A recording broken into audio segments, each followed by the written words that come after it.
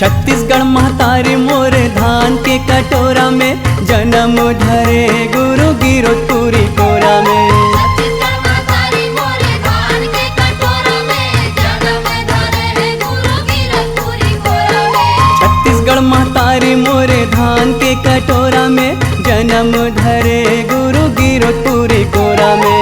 छत्तीसगढ़ महतारी मोर धान के कटोरा में जन्म धरे गुरु गिरधपुरी कोरा में। गुरु बाबा मोर घासी बाबा मोर, गुरु बाबा मोर घासी बाबा मोर। छत्तीसगढ़ महतारी मोरे धान के कटोरा में जन्म धरे गुरु गिरधपुरी कोरा में। छत्तीसगढ़ महतारी मोर धान के कटोरा में जन्म धरे गुरु गिरधपुरी कोरा में।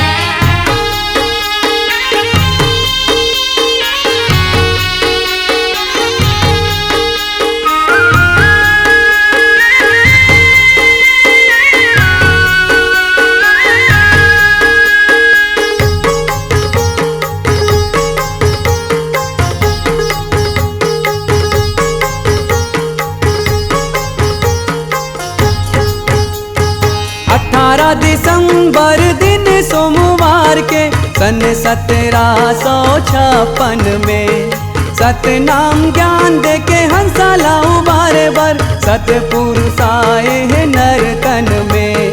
18 दिसंबर दिन सोमवार के सन 1756 में सतनाम ज्ञान दे के हंसा लाऊ बारे बार सतपुरुष आए हैं नर तन में।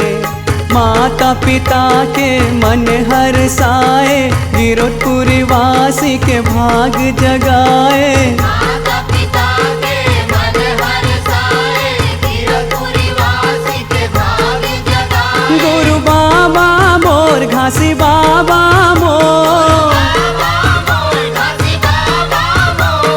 छत्तीसगढ़ महतारी मोर धान के कटोरा में जन्म धरे गुरु गिरधपुरी कोरा में। छत्तीसगढ़ महतारी मोर धान के कटोरा में जन्म धरे गुरु गिरधपुरी कोरा में।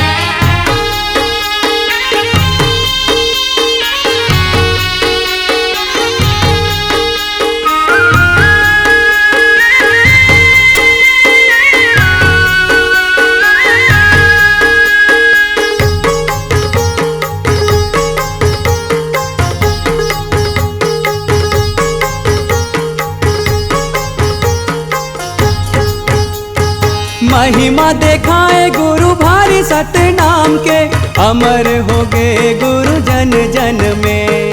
सत्य लाहो है कहे सृष्टि के रचना सत्य समाये है कण कण में। महिमा देखाए गुरु भारी सतनाम के अमर हो गए गुरु जन जन में। सत्य लाहो है कहे सृष्टि के रचना सत्य समाये है कण कण में।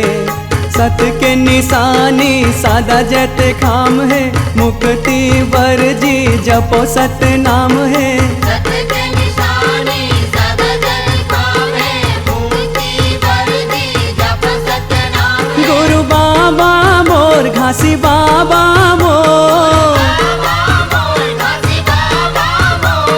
छत्तीसगढ़ महतारी मोर धान के कटोरा में जन्म धरे गुरु गिरधपुरी कोरा में। छत्तीसगढ़ महतारी मोर धान के कटोरा में जन्म धरे गुरु गिरधपुरी कोरा में। गुरु बाबा मोर घासी बाबा मोर,